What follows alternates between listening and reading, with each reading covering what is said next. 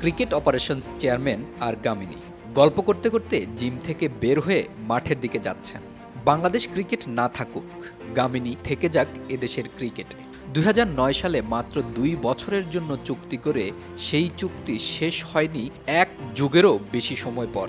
দেশের ক্রিকেটের home venue মিরপুরের পিচ এই গামিনীর হাত ধরেই পেয়েছে সবচেয়ে বাজে পিচের তকমা। তবুও তিনি আছেন, থাকবেন ক্রিকেট থেকে বাংলাদেশের বিদায় হলেও।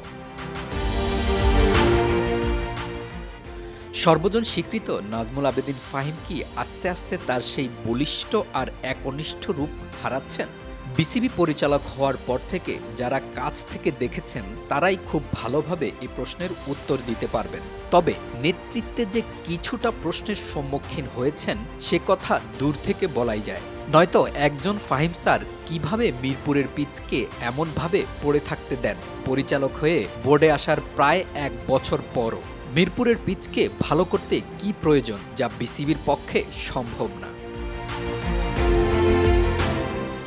নুরুল হাসান সোহান নেতৃত্ব গুণে ভরপুর একজন। উইকেট কিপার ব্যাটার হিসেবে বাংলাদেশ ক্রিকেটে মুশফিক আর লিটনের সময়ে না হয়ে অন্য কারো সময়ে হলে হয়তো নিয়মিত জাতীয় দলেই থাকতেন। এরপরও সময়ে সময়ে আসা যাওয়া কম হয়নি। তবে দলে স্থায়ী হতে যা দরকার সেরকম অসাধারণ কিছু করতে পারেননি বলেই মুশিয়ার লিটনের থেকে পিছিয়ে পড়েছিলেন। সামনের সময়ে নুরুল হাসান সোহান হতে পারেন বাংলাদেশ দলের নিয়মিত মুখ।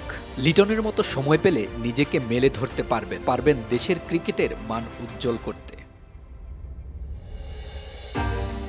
একজন ওপেনার, একজন স্পিনার, তারপরও দুজনের একটা জায়গায় অনেক মিল।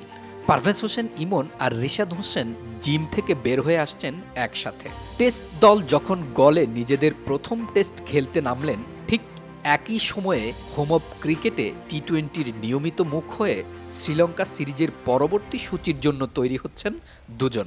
দুই মেরুর দুজন হলেও ২২ গজে বল মাঠ ছাড়া করায় দুজনের আছে দারুণ মিল। ইমন আর রিশাদ দুজনই বড় বড় ছক্কা মারতে পারেন। জাকের আলী অনেক যদি মাহমুদুল্লাহ হতে পারেন, হৃদয় কি তবে মুশফিক? দেহের গড়ন আর খেলার ধরন কি তাই বলে? আন্তর্জাতিক ক্রিকেটে মুশফিকের পথ চলা শেষ হতে চলল, আর হৃদয় শুরু করেছেন দারুণভাবে। হৃদয়ের ব্যাট সুইং দেখে শিখতে পারেন আমাদের বাকি ব্যাটাররাও। তবে এই সব কিছু ছাপিয়ে ডিপিএলে হৃদয়ের আর সৈকতের সেই ঘটনাই ছিল আলোচনার কেন্দ্রবিন্দুতে। সব কিছু পেছনে ফেলতে জাতীয় দলের হয়ে পারফর্ম করতে পারতেন আমিরাত ও পাকিস্তানে। কিন্তু দুই সিরিজেই দারুণভাবে ব্যর্থ হৃদয় শ্রীলঙ্কা সিরিজ দিয়ে চাইবেন সবার নজর কাড়তে।